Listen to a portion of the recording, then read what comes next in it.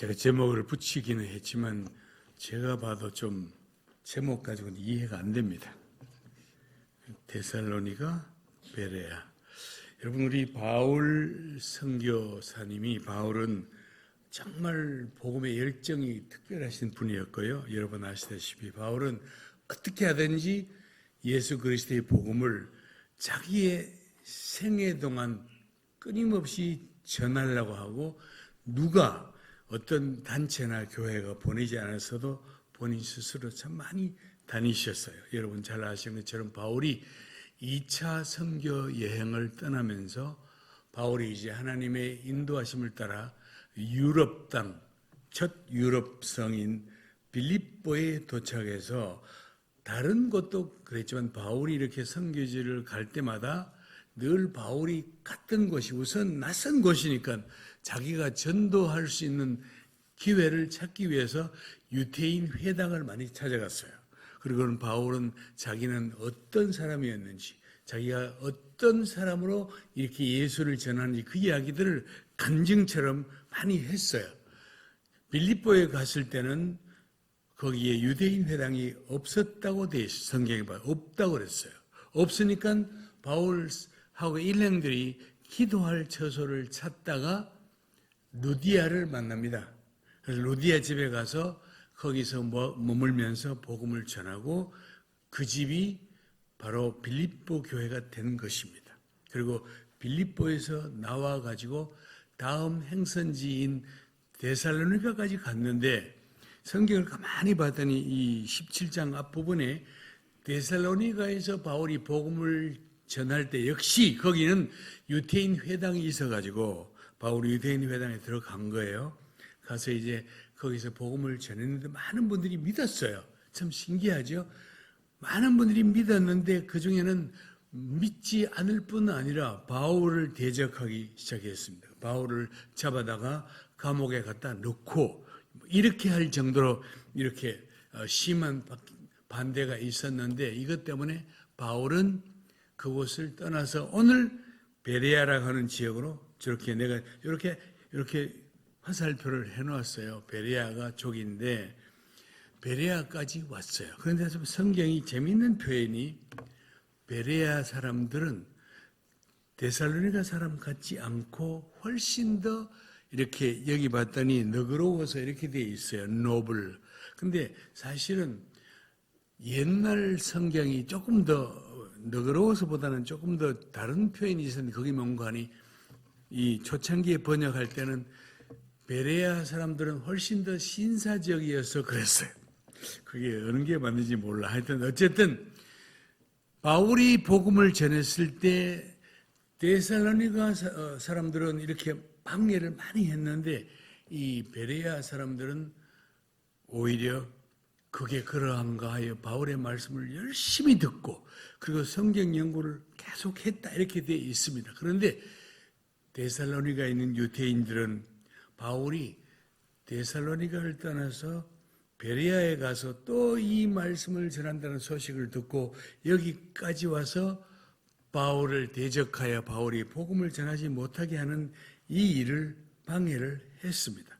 오늘 바울이 다른 곳에서는 없는데 이 두 개 도시를 슬쩍 언급하면서 여러 지역을 갔는데, 내가 바로 직전에 있었던 데살로니가 사람들은 나를 그렇게 반대하고 핍박하더니, 여기 베레아 사람들은 이렇게 점잖고 이렇게 너그러워가지고 내가 전하는 복음들을 그대로 받고, 그게 그러한가 하여 날마다 성경을 상고하고 열심히 모이게 이렇게 한다는 사실을 바울이 여기에 기록한 거예요. 자, 여러분, 제가 이제 오늘 어떻게 보면 좀 이 말씀을 전하기는 하지만, 저는 여러분, 제가 선교를 동원하는 사람이고요. 선교를 동원한다는 것은 마치 이 당시에 바울이 자기가 알던 이 예수 그리스도의 복음을 가능한 많은 사람들에게 복음을 알려주려고, 특별히 복음을 잘못 알지 못하고 유대 종교에 빠져있던 유대인들에게 먼저 가서 복음을 전했던 이 바울처럼, 저도 전 세계 많은 교회들 중에 옛날에는 선교지였던 교회들 중에 지금은 선교를 마땅히 해야 되는데 선교적인 책임을 지지 못하고 있는 이 교회나 이 지역이나 이 신학교에 저희가 찾아가서 복음을 선교에 도전을 하는 것입니다. 그게 저희 일이요. 그러다 보니까 저희가 가는 곳마다 이제 국내에 있을 때보다 해외에 있는 게 더 많잖아요. 가면 이제 주로 그들에게 왜 당신들은 선교를 해야 되는지 이 이야기를 도전을 합니다. 물론 바울만 그런 것이 아니고요. 예수님 당시에도 사실은 예수 그리스도가 복음을 전할 때 어떤 지역에서는 예수님이 복음을 전하면 막 수많은 사람들이 예수를 따르는 곳도 있었지만 성경을 어느 곳에 보면 예수님께서 이렇게 어떤 지역들을 언급하시면서 그 지역 사람들이 복음에 대하여 어떻게 반응했는지를 설명하는 장면이 나와요. 예수님께서 그렇게 말씀하시면서 성경의 3개의 지역을 말씀하세요. 베세다는 베데스다하고 같은 지역입니다. 같은 이름이에요. 베세다, 고라신, 그리고 가버나움, 다 갈릴리 북쪽 지역에 있던 갈릴리 호수 주변에 있던 예수님이 이 땅에 계실 때 가장 많이 가셨고 가까우니까. 그리고 기적, 이적도 가장 많이 베풀었던 곳들이 이곳입니다. 근데 이곳 사람들은 유독 예수 그리스도의 복음에 반응하지 않았어요. 거부하고 그렇게 이적을 베풀었음에도 불구하고 복음을 이해하지 못하고 오늘 우리를 말하면 죽게 돌아오지 않은 거예요.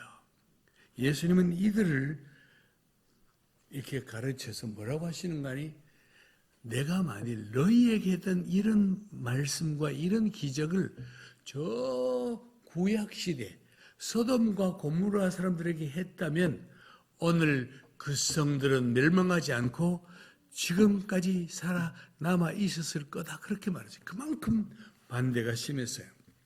저도 이제 이렇게 어디 이제 선교사를 동원하러 가면요.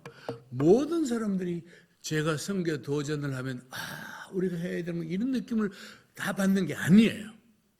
가보면요. 어떤 분들은 제가 이제 처음 우리가 이제 굉장히 기대를 많이 하고 이 나라는 앞으로 선교를 위하여 중요하게 쓰임받을 곳이다 하고 갔던 곳이 필리핀이에요. 필리핀에 있는 목회자들 또 신학교들 교회들에게 가서 복음을 선교에 도전을 했는데 이 사람들은 너무 마음이 닫혀 있다는 생각이 들었어요. 우리는 선교를 다 알고 있다. 아니 한국 교회는 우리보다 역사가 훨씬 적으면서 뭐가 여러분들이 와서 우리에게 선교를 하라고 얘기하냐 하는 이런 느낌이 너무 강했어요. 저희는 그래서 필리핀 사람들이 앞으로 많이 선교사로 나갈 것을 기대하고 우리 국제 선교 동원팀에서 가장 먼저 사역을 시작했던 곳이 필리핀인데 필리핀은 아닌 거예요. 그 다음부터 저희가 이 선교 동원 사역을 하러 갈 때마다 기도하기를 하나님 저희들이 이번에 선교를 도전하러 갈 때 그 교회나 혹은 목사님들이 연합이나 혹은 신학교에서 선교에 대한 반응이 있기를 원합니다. 기도하고 가거든요. 저희가 올해 참 많은 곳을 갔어요. 올 2월은 파키스탄부터 시작해서 참 많은 곳을 갔는데 저희가 4월 달에 저희가 인도네시아를 그때는 이제 최 목사님과 같이 가지 않고 제가 인도네시아에 있는 저 나라들 중에 지역들 중에 팔렘방이라는 곳이 팔렘방은 수마트라 섬이 가장 큰 섬인데 그 섬에 있는 한 도시 지역인데 흔히 들려지는 말로 팔렘방에는 이렇게 기독교 복음화 가장 낮은 곳 중에 하나다 이렇게 얘기를 했어요. 저희는 인도네시아라는 나라를 가만히 앞에 놓고 저희가 이제 계속 생각할 때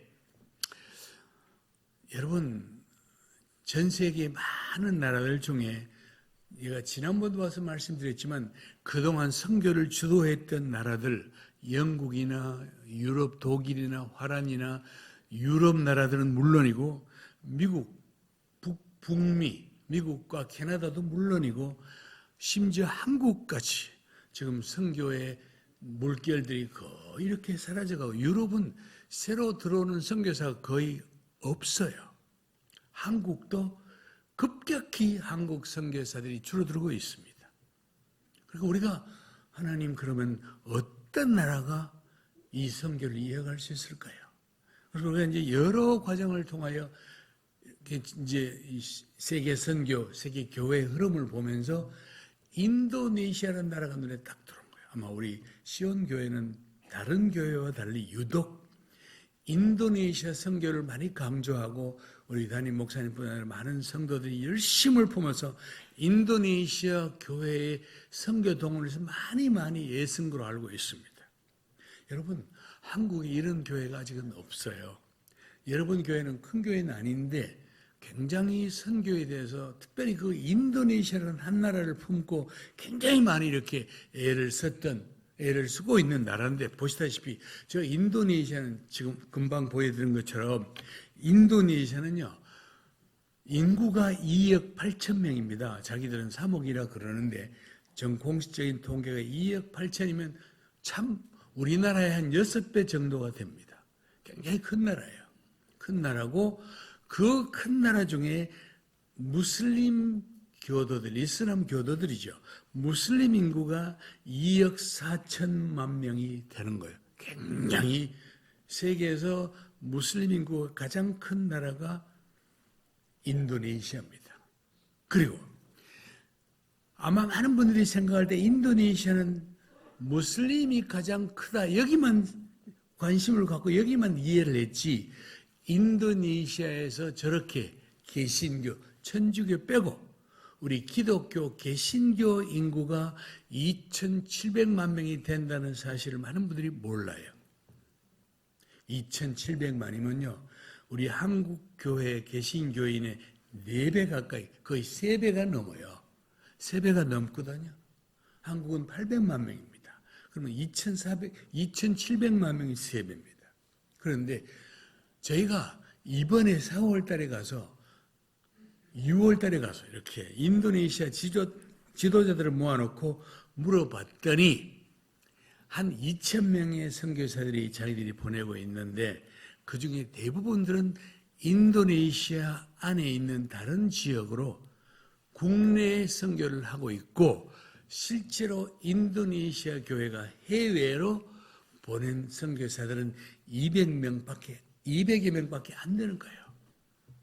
한국은 한때 2만 9천 명까지 보낸 적이 있습니다. 지금은 한국 교회가 선교가 많이 이렇게 내리막을 내려가서 2만 명 조금 넘게 떨어졌어요. 그러니까 여러분 참 한국 교회 선교도 옛날 같지 않다는 사실을 이해하시고 그러다 보니까 저희는 훨씬 더 마음이 부담이 큰 거예요.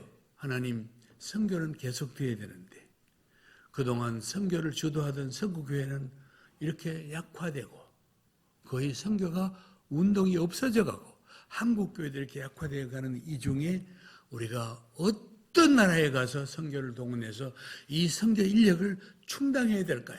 그래서 인도네시아가 저희뿐 아니고요. 많은 선교 단체들이 인도네시아 교회를 지금 주목하고 있습니다. 왜냐하면요. 어차피 유럽에 있는 교회는 교회가 없어지기 때문에 선교사를 이렇게 발굴할 수 있는 여건이 안 됩니다. 북미도 마찬가지예요. 한국도 마찬가지입니다. 한국이 교회가 계속 불어나야 선교가 나와요. 근데 한국 교회는 불어나지 않잖아요, 지금. 우리가 알고 있지 않습니까? 자연스럽게 선교가 어려운 거예요.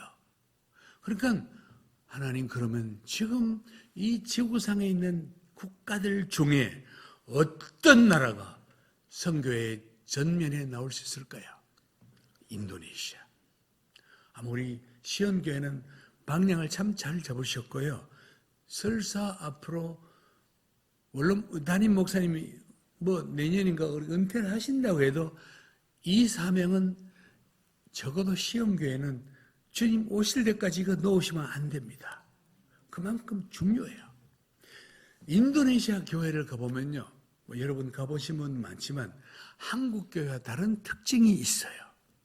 한국 교회는 유럽에 있는 교회들처럼, 서구에 있는 교회들처럼 젊은이가 없어져 가기 시작합니다. 아시죠? 젊은이가 없어져 갑니다. 뭐 큰 교회, 작은 교회 할 것 없이 청년 인구들이 인구가 줄 뿐 아니라 교회도 젊은이가 나오지 않는 경향들이 생겼습니다. 그런데 인도네시아 교회는 전체 인구의 60%가 청년 인구입니다. 참 대단한 일입니다. 보시다시피 저희 예배 중에 가보면요, 청년들이요. 저게 낮 예배입니다. 그 다음에는 저녁 예배. 뭐 하여튼 예배라고 모인 곳에 가면 다 본인 가만히 모인 저게 청년들 모이는 교회가 아닌데 참석자들이 저렇게 청년이 많은 거예요. 저희가 그래서 신학교도 한국은요, 여러분 아십니까? 한국에는 신학교가 한 250개가 있습니다. 그런데 이 250개 신학교 중에 지난 3, 4년 동안 학생들을 모집 정원을 채운 학교가 2개밖에 없어요. 2개 어디냐? 가장 큰 교단인 합동과 통합교단입니다. 그런데요, 사실은 가만히 실제로 들여다보면 이게 우리가 지금 착시 현상이에요. 왜냐하면 교단은 큰데 교단 신학교 하나잖아요. 그 대표 신학교. 그러니까 모집 인원이 예를 들어서 장신대 같으면 장신신대원 같으면 뭐 신학교 옛날에는 정원이 100명이었는데 지금은 80명을 줄였다고 칩시다. 그러면 80명을 겨우 채웠으면 그거는 정원을 채운 게 아니에요. 다 미달이에요. 근데 인도네시아는 신학교들마다 가보면 기본이 400명, 500명이에요. 이거 이런 나라 없습니다. 이거는 우연이 아니에요. 저희가 목사님이 같이 가지 않은 올 4월 달에 저희가 아까 말씀드린 저 인도네시아 팔렘방이라는 수마트라 섬에 간 거예요. 가서 4월 4일, 4월부터 19일까지 저 수마트라 지역에 가서 이제 거기에 신학교와 교회 연합으로 선교 동원 집회를 했어요. 근데 주일이 돼서 자기들 말로 우리 한국 교회처럼 거기는 큰 교회가 없더라고요. 근데 그래도 그 지역에서 가장 대표적인 교회라고 해서 저 교회에 주일 예배를 갔습니다. 제가 설교를 하는데 저 앞에 있으면 설교 단상이 있으면 보잖아요. 담임 목사님이 맨 앞에 앉아 계시더라고요. 그런데 설교한 중반쯤 들어가는데 목사님이 계속 수건을 갖고 눈물을 닦으시는 거예요. 저분이 왜 저렇게 우실까? 끝났어요. 설교 끝나고 목사님이 앞에 나와서 그 다음 순서를 진행해야 되는데 말을 못 하시는 거예요. 우시느라고. 저희가 거기 있는 신학교, 안중한 신학교라는 곳을 가서 학생들의 선교를 도전했어요. 그리고 교수들에게 선교를 도전했어요. 그리고 그 지역에 있는 교단들, 목회자들만 모아가지고 선교를 도전했어요. 그런데 저희가 도전하는 건 간단해요. 여러분 어떻게 복음 받으셨습니까? 지금 인도네시아 교회가 이렇게 많은 교세력을 갖고 있는데 무슨 연고로 해외에 복음을 전하는 선교사를 이렇게 적은 숫자를 이런 식으로 제가 도전을 하거든요. 통계를 갖다 놓고. 집회가 끝나는 마지막 마무리하는데 저 총회장이 목사님들 앞에 서서 광고처럼 아니면 자기의 결단을 얘기했어요. 문관이 우리는 그동안 우리 교단이 생긴 지가 70년이 넘었는데 교회도 이렇게 여러 곳 신학교도 있는데 우리는 그동안 선교는 우리 일이 아니라고 생각했습니다. 그런데 이번에 저희가 거듭 깨닫고 마음에 큰 부담을 갖고 죄책감을 갖는 그것은 더 이상 우리는 선교를 하지 않으면 안 된다는 책임감이 생겨서 우리 교단은 객가이 교단입니다. GKII. 우리 교단은 지금부터 선교하는 교단으로 드라이브, 움직여 나가겠습니다. 교단 총회장이 그랬어요. 모든 목사님들이 한 마음으로 그렇게 합시다. 저는 앞으로 저 교단이 선교하는 교단이 될 거로 믿습니다.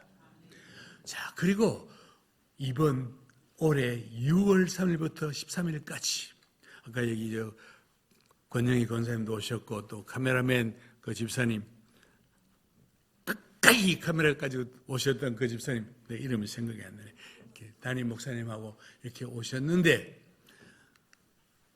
이번에는 저희가 이제 인도네시아의 메인 섬인 자바섬 거기 수라바이 옆에 있는 스마랑하고 그 다음에는 반둥 지역에서 선교 동원 집회를 했어요. 제 목사님하고 저희하고 같이 이렇게 함께 이렇게 우리 성가대까지 성가대 여기 오셨다고 하셨다면서요.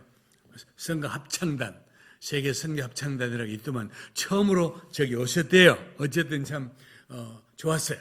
저렇게 해서 이제 선교 집회를 하는데 제 목사님 그리고 제가 집중적으로 선교에 대한 도전을 했습니다. 많은 목사님들이 42개 교단을 대표하는 목사들이 오신 거예요. 굉장히 숫자는 많지 않지만 굉장히 중요한 사람들이 온 거예요. 반둥 집회입니다. 집회가 다 끝나고 이제 마지막으로 이 대회를 오가나이즈 했던 이 대회장이죠. 대회장이 각 교단에서 오신 대표자들을 앞으로 초청했어요. 그리고 저분이 마이크를 잡고 이 교단들을 대표해서 저분이 중요한 발표를 하신 거예요. 그게 뭔가 하니 우리는 2033년까지 10년입니다. 올해부터 10년 안에 우리는 인도네시아 교회가 3만 명의 선교사들을 해외로 보내는 일을 위해서 우리가 전력 투구하기로 결심합니다. 좋은 일입니다. 할렐루야. 좋은 일입니다. 우리가 저분들이 3만 명의 선교사를 실제로 보낼 수 있을지는 그건 몰라요. 그러나 저렇게 리더들이 교단적으로 결심을 한다는 것은 굉장히 중요한 일입니다. 굉장히 고무적이고 중요한 일입니다. 하나님께서 이 시대에 데살로니가 사람들처럼 복음에 거부감을 갖는 사람들이 아니라 복음에 적극적이고 복음에 반응하는 선교에 반응하는 베레아 사람들을 인도네시아 여기저기 모아 주셨다는 사실입니다. 자, 그리고 제가 이제 지난번 말씀에 잠깐 언급을 했는데 저희가 인도네시아와 함께 또 중요한 선교사를 파송해야 될 나라가 있는데 그게 인도예요. 인도는 여러분 많은 분들이 혹시 인도하면 힌두교의 나라 이렇게 생각하는데 맞습니다. 그런데 저희가 가는 인도네시아 중에 저 동북 인도 동북 쪽에 있는 인도와 따로 떨어진 것 같은 조그마한 지역이 있는데 저 지역에 저희가 선교 동원하러 갑니다. 보시다시피 인도 본토 사람들은 여러분이 상상하던 그 인도 사람 모습이 저 모습이 그런데 동북 인도 사람들은 정치적으로 폴리티컬리 인도에 속해 있지만 저 사람들은 인도 사람이 아니에요. 국적은 인도지만 인도 사람이 아니고 생긴 것도 달라요. 우리하고 비슷하게 생겼어요. 어떤 분들은 우리보다 피부가 조금 까만 분들이 좀 많지만 우리하고 비슷하게 생겨요. 제가 인도에 가면 사람들이 제가 자기들 사람으로 그냥 인정을 해요. 우리하고 닮았대요. 어쨌든 저 지역에 가는데 제가 이제 2016년부터 저 인도에 가서 계속 교회와 신학교, 저 동그라미 친 저 지역은요, 저 지역은 한 줄 8개 주가 있는데, 8개 주, 우리나라에 있으면 도지요. 8개 주가 있는데 한 줄을 빼고 나머지 6개 주는 전체 주민의 어떤 주는요, 전체 주민의 90%가 침례교회 교인들이 살고 있습니다. 90%가 어떤 주는 전체 주민의 90%가 장로교인과 침례교인이에요. 대단한 곳입니다. 저곳에 저희가 이제 동원을 하라는데 저 지역도 계속 들려오는 말이 장로교인들이 90%가 있는 도시래요. 참 신기하죠. 저 산꼭대기에 있는 도시가 제가 옛날에 사진 보여드렸죠. 근데 문제는 저 도시에 있는 사람들은 저희를 초청을 하지 않았어요. 초청을 안 하니 갈 수가 없잖아. 초청을 해줘야 갈 거 아니에요. 가서 뭐 선교를 도전하지 글쎄. 초청할 몇 번 물어봤는데 답이 없는 거예요. 초청할 생각이 없어. 그리고 저 교회 참 재미있는 교회입니다. 저 산꼭대기 저 교회가요. 지난번 와서 사진을 보여드렸던가요? 저 교회가 침례교회인데 해발 고도가 1851m. 그러면 거의 한라산 꼭대기와 비슷합니다. 저 높은 산 꼭대기 교회에서 보세요. 옆에 도시들이 동네인가 도시인가 보시는 산 꼭대기 도시도 동네도 별로 없어요. 근데 저를 교회를 크게 지었어요. 물론 성도가 좀 있겠죠. 그리고 좌석 수가 9,000석입니다. 한국에 9,000석 있는 교회가 있나 몰라. 없을걸요. 여의도 순복음교회 몇 석인지 모르겠네. 저 교회의 좌석 수가 9,000석이에요. 옆에 보면 다른 교회가 또 있어. 그러니까 저 지역이 어떤지 생각이, 저 지역은 한 동, 이 지역 전체가 다 거의 100%가 크리스천들입니다. 그러니까 뭐 저렇게 할 수 있어요. 그런데 문제는 저 교회, 저 큰 교회가 저 교회 출신 젊은 여자 선교사가 있는데 저희가 6년 전에 이 자매를 태국에 보냈어요. 그 자매는 저 교회에서 태어나고 가족이 저 교회 다녀. 거기에서 자라고 그랬던 사람이에요. 잘 자라서 대학을 마치고 신학교를 졸업하고 태국에 선교사에서 갔는데 자기 교회 출신이에요, 자기. 그런데 자기 교회에서 보낸 이 선교사 태국 가서 그렇게 열심히 일을 잘해요. 그런데 모교에서 자기 교회에서 나간 선교사인데 한 달에 선교비를 1불도 보내지 않습니다. 벌써 몇 년이죠? 그러다 보니까 저희들을 초청하지도 않아 글쎄. 초청을 해줘야 가서, 아니 네가 가서 베레아 사람들 좀 초청을 해줘야 가서 복음을 선교를 도전할 거 아니에요 글쎄. 초청할 생각이 없어요. 관심이 없는 거예요. 그러니 설사 가본들 뭐 관심이 있겠냐 글쎄. 오늘 이제 저런 것이 있는가 하면 이 교회. 보시다시피 저 지역은요, 전부 도시가 산꼭대기예요. 저 산꼭대기밖에 도시가 없어 글쎄. 참 신기한 곳입니다. 어쨌든 저 산꼭대기 도시 중에 거기 가려면 길도 험하고, 근데 저 도시는 뭐 우리나라 치면 한 시 정도는 아니고요. 우리나라 치면 읍보다는 조금 더 많지 않을까요? 저 도시에 저희가 이제 몇 번 갈 기회가 생겼지만 가는 길이 너무 험하고 멀다 그래서 못 갔어요. 그러다가 올 9월 달에 우리가 다른 곳은 몰라도 저기에 가자. 가서 동원을 해야 된다 하고 가서 저 중간에 있는 저 교회에 가서 주일날 설교를 하고 오후에 또 교회 따로 모여서 선교 세미나하고 그랬어요. 그런데 제가 처음 간 교회 아닙니까? 참 놀랐어요. 저 산꼭대기 있는 교회입니다. 이 교회가 지금 실내 모습이에요. 한번 봅시다. 한번 틀어봅시다.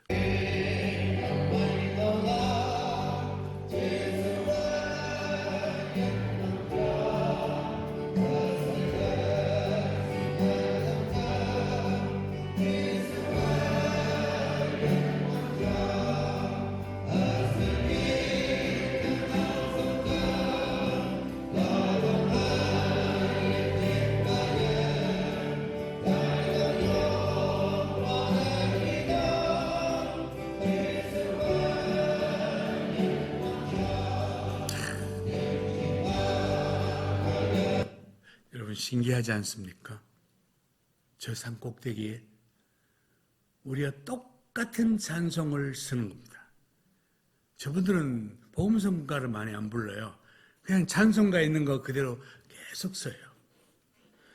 그리고 얼마나 복음적인지 몰라. 그런데 한 가지, 저들은 그동안 선교를 생각을 못했던 것 같아요. 제가 이제 주일 설교하고 주일 집회 끝났는데 그 소문이 동북인도 전역에 퍼진 거야. 우리가 그동안 이 중요한 일을 놓쳤다는 거예요. 우리가 그동안 이 중요한 사명을 간과했다는 거예요.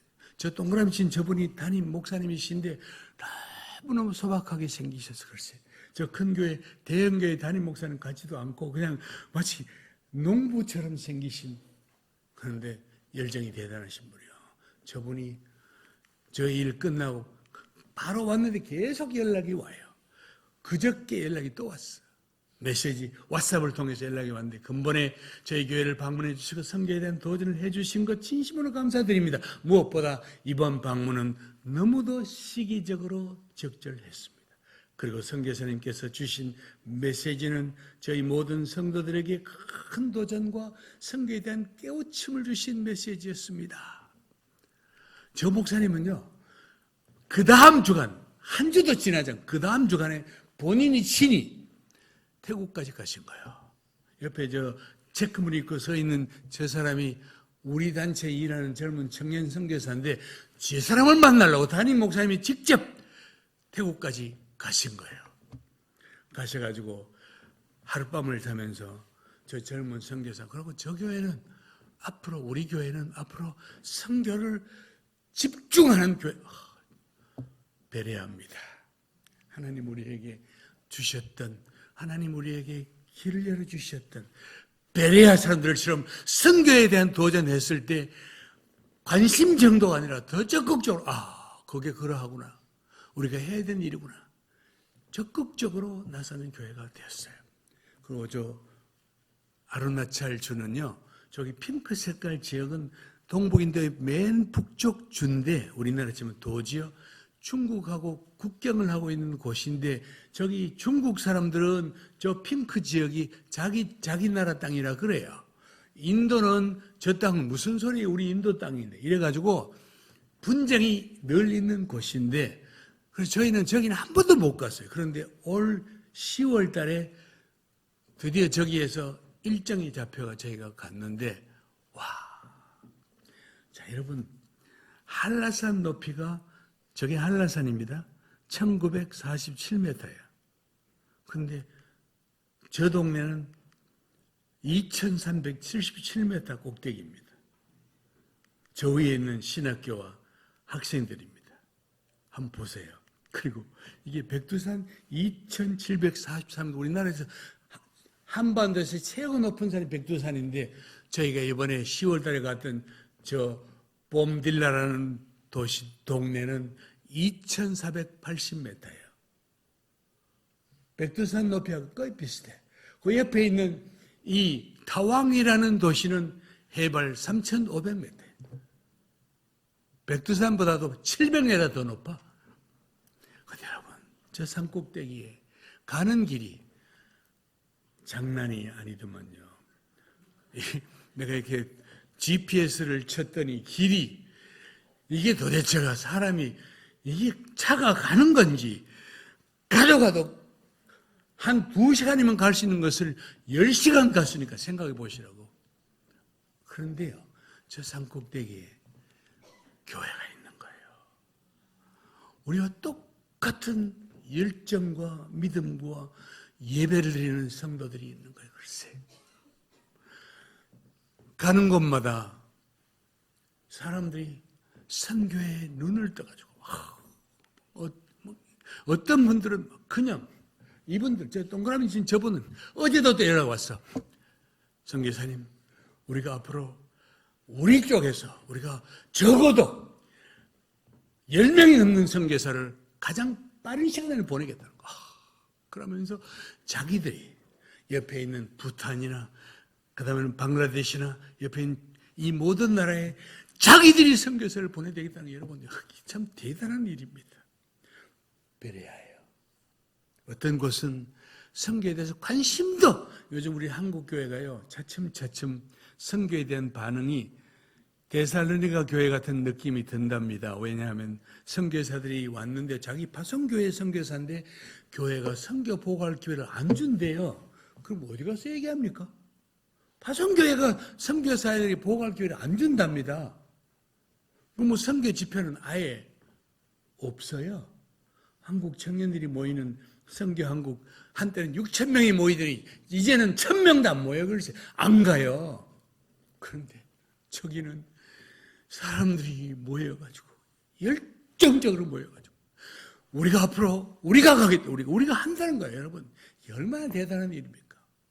하나님이 저들로 하여금 베레아 사람처럼 선교의 도전에 귀를 기울이게 하셨구나. 제가 그래서 이름을 베레아라고 붙인 겁니다. 오늘 아침 설교 제목을요. 하나님이 예비해 놓으신 사람들이에요. 그리고 올 바로 이달에 지난달이니 벌써 지난달 저희가 네팔, 본래 네팔은요 사실은 저희가 갈 계획이 없던 시간도 안 되는데 네팔에 있는 교회라기보다는 네팔에 있는 선교사 협회에서 1년에 한 번씩 수련회를 하는데 제가 이제 강사로 가게 된 거예요. 거기 가서 이제 수련회를 하러, 이 네팔에 있는 한국 선교사들입니다. 참 한국 선교사들이 일을 참 잘 하시더만요. 열심히 잘해서 많은 열매도 있고 굉장히 뿌듯하고 좋았어요. 한국 선교사님들이 네팔에 있는 선교사님들끼리는 자기들끼리 갈등도 없고 연합을 너무너무 잘한대요. 한국 분들이 약한 것이 함께하지 못하는 약점이 있는데 네팔 선교사들은 교단과 교파를 초월해서 함께 그렇게 열심히 일을 잘한대요. 참 좋은 일입니다. 저 네팔 선교사들 이거와 별도로 저희가 저기 가려고 했는데 예상하지 못한 스케줄이 잡힌 거예요. 그게 네팔 현지 교회가 일정이 잡힌, 여기저기 일정이 잡힌 거예요. 우리가 간다는 소식을 듣고 신학교 이틀 동안 저 교회, 저 신학교에서 선교 동원 집회를 했는데 아마 저 교장, 제 옆에 있는 저분이 교장이신데 교장 선생님이 현재 졸업하려고 하는 학생뿐 아니라 졸업생들 중에도 앞으로 선교의 헌신한 일꾼이 많을 겁니다. 그들을 함께 보냅시다. 멋있었어요. 우리 집사람은 뜻밖의 저는 몰고 갔는데 네팔 교회가 종교개혁 500주년 기념 행사를 하더만요. 마침 전국 여성대회가 있는데 우리가 왔다고 제 아내 유보인 선교사가 졸제 거기 주강사로 불려가지고 이틀 동안 네팔 여성 지도자들에게 무슨 일이 있었는지는 모르지만 우리가 오기 전에 저분들이 사방을 통해서 저분을 내년에 다시 부릅시다 그랬대요. 어떤 말인지 저는 안 가봤으면 몰라요. 어쨌든 자, 저게 이제 네팔 교회 지도자들이에요. 저분들은 어떻게 누가 뭐인지 몰라. 저는 그냥 불려갔어요. 한 150명 정도 이렇게 네팔 교회에 목사님, 장로님들이 연합으로 오신 것 같더라고요. 초교파로. 제가 여러 곳에 가서 선교 도전을 해봤지만 저분들처럼 그런 반응을 본 적이 많지 않아요. 저분들은 그 나라의 톱 리더들인 거예요. 그런데 선교에 도전을 했더니 제가 메시지 끝나기도 전에 저분들이 웅성거리기 시작했어요. 그냥 오늘 바울이 복음을 전할 때 바울을 거역하기 위해서 웅성거리는 게 아니라 저분들이 충격을 받은 거야. 우리가 할 일이구나 이게. 우리가 해야 되는 일이구나 이게. 이게 선교가 우리 네팔 교회 해야 되는구나. 이라고는 그런 반응이 온 거예요. 모르긴 해도 앞으로 네팔 교회는 세계 선교에서 중요한 역할을 감당할 수 있는 나라라고 생각해요. 전 세계 모든 나라들 중에 지금 현재적 데이터 중에 가장 기독교가 급속하게 성장하는 성장률 넘버1 나라가 네팔이에요, 지금. 아십니까? 매년 성장률이 10.8%입니다. 한국은 마이너스잖아요. 저 나라는 기독교 성장률이 10.8%예요. 대단한 일입니다. 저 목사님은, 저 동그라미 친 저 목사님, 제가 그 주일날 가서 네팔 현지교회 설교했던 교회인데, 목사님은 본인이 너무 흥분하셔가지고, 우리 교회는 앞으로 매년 3명의 선교사를 보내겠대. 매년. 그러면서 저번인데 이분은 여기 있는 동그라미 된 저 사람은 그 목사님 아들이야. 그리고 옆에 있는 여자, 젊은 여자는 그 목사님 며느리인데 저 며느리가 싱글로 네팔로 가서 선교하다가 저 남편을 만난 거예요. 만나가 한국에 지금 살고 있어요. 한국에서. 한국 이름으로 살고 한국 영주권 갖고 아무 문제 없이 살고 있는 거예요. 지금 가족이. 그런데 인도에 있는 아버지 목사님이 선교사님, 우리 아들, 우리 며느리 선교 후보입니다. 쟤들이 한국에서 있을 때가 아니라는 거예요. 네팔 사람들이 한국에 사는 것은 그들의 로망입니다. 꿈입니다. 가보시면 알아요. 한국은 완전히 네팔로 해서 완전히 꿈의 나라입니다. 그런데 그 나라에, 그 꿈의 나라에 한국에 살고 있는 자기 아들 보고 며느리 보고 저기 있을 게 아니라 선교사로 가야 된다는 거예요. 아버지가. 그래서 무슨 말을 했는지 저 아들 연락이 온 거예요. 그래서 만났습니다. 지난 주일에 만났어요. 그리고 가족이 왔어요. 저희 집에 와서 한 4시간 같이 있으면서 만나가지고 이야기 들어보고 선교에 도전했더니 지난 주간에 저 남편하고 며느리 선교 연락이 왔어. 목사님, 저희가 결심을 했대요.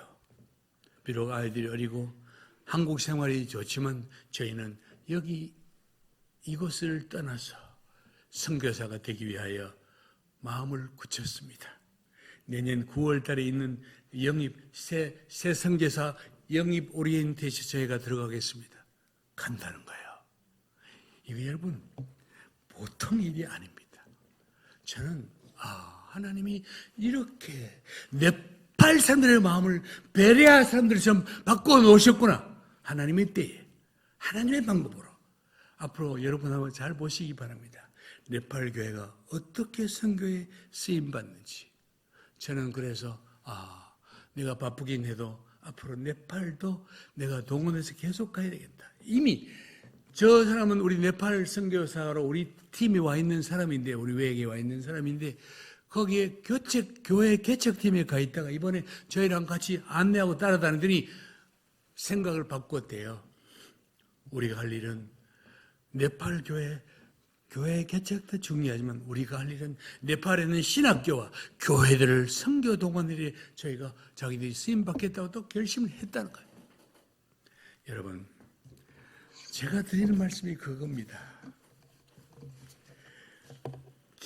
여러분 기억하셔야 돼요. 지금이 얼마나 이 절박하고 긴박한 때인지 우리가 특별히 이 선교사를 새롭게 모집하고 새로운 선교사를 파송할 수 있는 나라들을 찾아내는 것, 그리고 가서 그들에게 선교를 도전하고 인도네시아 교회처럼, 인도 교회처럼, 네팔 교회처럼 선교에 동참하게 만드는 이 일이 얼마나 중요한지 여러분들은 지금 그 선봉에 서 있는 거예요. 우리 시온 교회는 그 일의 선봉에 서 있는 거예요. 앞으로 우리 시온 교회를 통하여 선교 도전 운동이 인도네시아뿐 아니라 또 다른 인도나 네팔까지 뻗쳐가지고 이 교회는 그야말로 새로운 선교 운동을 일으키는 그런 선구자적인 교회가 되시기를, 그래서 선교에 관한 한, 선교의 동원과 선교의 메시지에 관한 한은 우리는 베레아 교회처럼 그래서 선교가 중요하구나, 그래서 인도네시아 선교가 중요하구나, 그래서 우리 교회가 선교했구나, 이 사실을 깨닫고 여러분들이 전면에 나서는 귀한 교회가 되시기를 예수님 이름으로 부탁합니다.